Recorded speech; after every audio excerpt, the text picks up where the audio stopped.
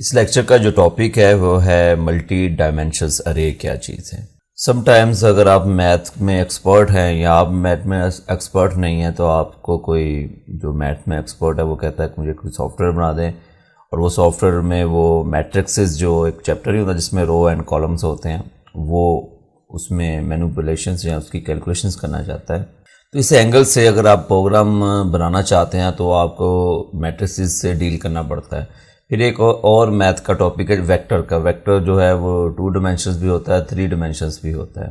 तो उसको जब आपने उसका डॉट प्रोडक्ट लेना या क्रॉस प्रोडक्ट लेना तब भी आपको ऐसी अरे की ज़रूरत पड़ती है जो कि 2 डायमेंशंस हो, जिसे हम मल्टीपल डायमेंशंस अरे कहते हैं। C++ के अंदर वो कैसे बनाते हैं, बहुत ईजी है कि जिस तरह आम अरे बनाते हैं, जैसे कि इंट वाली मैं अरे बनाता हूँ, इंटीजर वाली, उसका नाम मैं रख देता हूँ MATI मैट्रिक्स। कोई भी आप नाम रख सकते हैं जो आपका दिल करता है। पहली जो ब्रैकेट है वो रो को शो करेगी, 2 रो है, और जो सेकंड जो ब्रैकेट है ये कॉलम को शो करेगी। 2 रो 3 कॉलम वाली मैंने जो अरे है वो बना दी है, जो अक्सर मैथ के अंदर एक चैप्टर आता है मैट्रिक्सेस का, सेम वही अरे बन गई है। उसके अलावा आगे मैंने वेरिएबल्स बना दिए हैं। रो के नाम से वेरिएबल बनाया है और COL यानी कि कॉल के नाम से कॉल मीन कॉलम, और मैक्सिमम रो कितनी हो 2 और मैक्सिमम कॉलम कितने हो 3, यानी कि ये वेरिएबल है। मैंने ऐसे नाम रखे हैं कि जिससे वेरिएबल की पहचान हो जाए किस मकसद के लिए बनाया है। तो ये ज़रूरी नहीं कि आप इसी नाम से बनाएं, ज़रूरी नहीं कि आप मैट्रिक्सेस के नाम से ही अरे बनाएं, आप कोई भी नाम दे सकते हैं, लेकिन कोशिश करें कि वो वाला नाम दें जिससे वेरिएबल के नाम से ही पता चल जाए कि ये किस मकसद के लिए वेरिएबल बनाया है।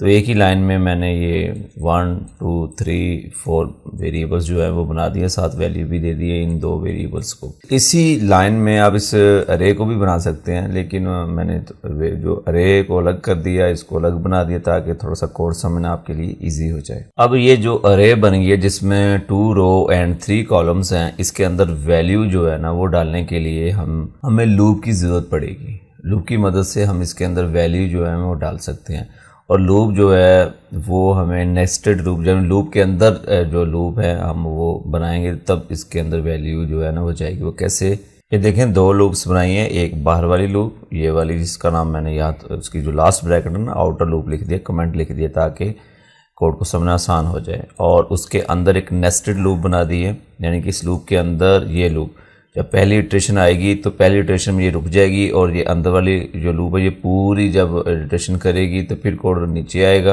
यानी कि ये जब इसका ये कंडीशन फॉल्स होगी तो फिर ये लूप का ये अगली इटरेशन इस बार वाली लूप की होगी। इस तरह फिर काम चलता रहेगा। अब यहाँ पर हमने कोड लिखा, इस बात का ख़ास ख्याल रखें कि जब आप कोड लिखते हैं ना उसका स्टाइल ऐसे रखें कि उसको पढ़ना आसान हो। अब देखें कि ये आउटर लूप है, ये इनर लूप है, और इसके अंदर रो वाला जो वेरिएबल इस्तेमाल किया है वो ये वाला है। जब जो पिछले जो हमारे प्रोग्राम होते थे ना उसमें हम I इस्तेमाल करते थे या J इस्तेमाल करते थे जो नेस्टेड थी, तो I J से ही पता नहीं चलता, इसलिए रो मीन कि ये जो फर्स्ट लूप चलती है तो इसमें I की तरह ही रो का जो वेरिएबल ना जस्ट नाम चेंज किया है, रो रख दिया ताकि हमें आसानी हो अरे के अंदर डाटा डालने के लिए। अब मैं Cout लिखता हूँ यहाँ पर, Cout। अब इसके अंदर मैंने Cout की मदद से ये स्ट्रिंग लिखी है, please enter a value for positions, और ये रो वाला वेरिएबल यहाँ पर लिख दिया है, ये और ये ब्रैकेट लगा दी ताकि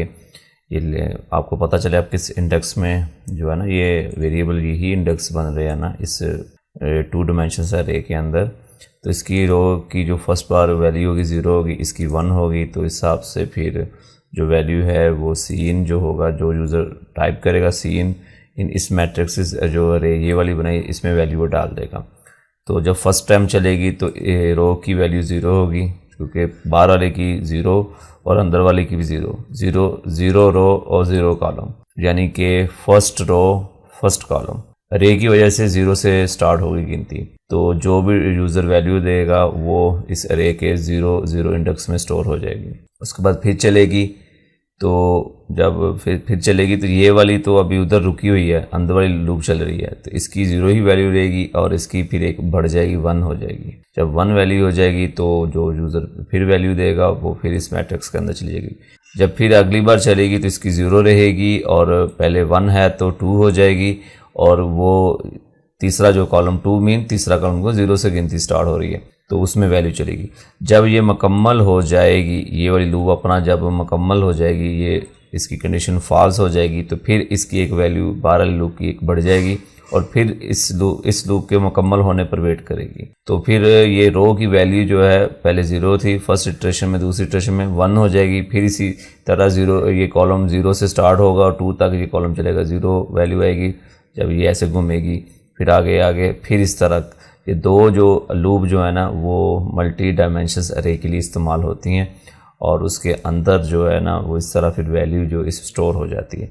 अब ये तो वैल्यू हम जो भी देंगे वो इसमें स्टोर हो जाएगी। अब उसको देखने के लिए हमें सेम इसी तरह लूप इस्तेमाल करनी पड़ेगी। CO2 की मदद से अब इसकी वैल्यू देखते हैं। अब देखें कि इसी लूप को देखने के लिए दोबारा लूप इस्तेमाल की, वही मैंने कॉपी करके पेस्ट कर दिया है। थोड़ा सा चेंज क्या किया है, Cout और Cout जब प्रिंट करेगा तो उससे पहले क्या आएगी, टैब एक्स्ट्रा स्पेस, फिर उसके बाद मैट्रिक्स की वैल्यू। अब जब फर्स्ट टाइम चलेगी यहाँ पर 0 होगा, यहाँ पर 1, जिस तरह सेम इसकी वैल्यू चेंज हो रही है। यहाँ पर ये जो कॉल वेरिएबल है ये इंक्रीमेंट हो रहा है यहाँ पर, ठीक है। इस तरह ये जब चलेगी तो ये प्रिंट होना शुरू हो जाएगी। लेकिन जब बार वाली इटरेशन ये लूप ख़त्म होकर जब इसकी इटरेशन पर आएगी, सबसे नीचे ये आउटर है, इसके अंदर एंड लाइन भी लिखा हुआ, ताकि न्यू लाइन पर अगला लूप जब चले तो उसकी वैल्यू इस तरह प्रिंट हो जाए। चलिए मैं आपको चला कर दिखाता हूँ इस कोड को। अब देखें 0 mean first row first column, क्योंकि अरे 0 इंडेक्स से स्टार्ट होती है, तो इसे कोई भी आप वैल्यू दे दें। चले मैंने ये वैल्यू दी, जैसे मैं एंटर करता हूँ तो आप देखें कि बाहरी लूप की जो वैल्यू वो 0 ही है, और अंदर वाली लूप अभी चल रही है। अभी बाहरी लूप की फर्स्ट इटरेशन है, अंदर वाली की लूप की क्या है, सेकंड इटरेशन है। तो ये ले मैं कोई और वैल्यू दे देता हूँ। अब देखें कि अब इस जो अंदर वाली लूप है उसकी थर्ड जो इटरेशंस है, जब तक उसकी कंडीशन जो है वो फॉल्स नहीं होती। अब देखें बाहर वाले जो अंदर वाली मुकम्मल हो गई ना लूप, उसके चक्कर पूरे हो गए, तो अब बाहर वाले का जो है ना वो सेकंड चक्कर है। तो ये जो अब देखें बाहर वाली अभी तक वही, अब अंदर वाली लूप चल रही है वैल्यू लेने के लिए, ये ले। तो जैसे ही दोनों लूप चल गई और दोनों की कंडीशन फॉल्स हो गई, तो जब नीचे वाली लूप चली उसने इस तरह वैल्यू प्रिंट कर दी। तो जब अंदर वाली लूप चलती है तो इस तरह वैल्यू हुई, जब नीचे वाला बाहर लूप चलती है तो एंड लाइन न्यू लाइन पर आ गया, फिर इस तरह प्रिंट हो गया। इस लेक्चर में देखें कि आपने ये चीज़ लर्न की है कि मल्टी डायमेंशंस में आपने वैल्यू किस तरह डालनी है और उससे वैल्यू किस तरह निकालनी है। सेम प्रीवियस जो हमने अरे इस्तेमाल की थी उसी तरह, जस्ट ये है कि इसमें एक एक्स्ट्रा जो लूप हम इस्तेमाल कर रहे हैं वो क्या है, नेस्टेड लूप। एक लूप के अंदर जो कुछ चीज़ अगली लूप इस्तेमाल करते हैं वो उसके लिए क्या होती है, नेस्टेड लूप। इस तरह इफ़ भी कई बार हम नेस्टेड इस्तेमाल करते हैं, इफ़ के अंदर जब इफ़ इस्तेमाल करते हैं तो वो उसका नेस्टेड होता है। जिस तरह वो एक नेस्टेड इसलिए कहते हैं कि जो घोंसला होता है वो दरख्त के अंदर बनता है, जो परिंदे वो दरख्त के अंदर बनाते हैं, इसलिए उसको नेस्ट कहते हैं, किसी चीज़ के अंदर कोई चीज़ बनाना।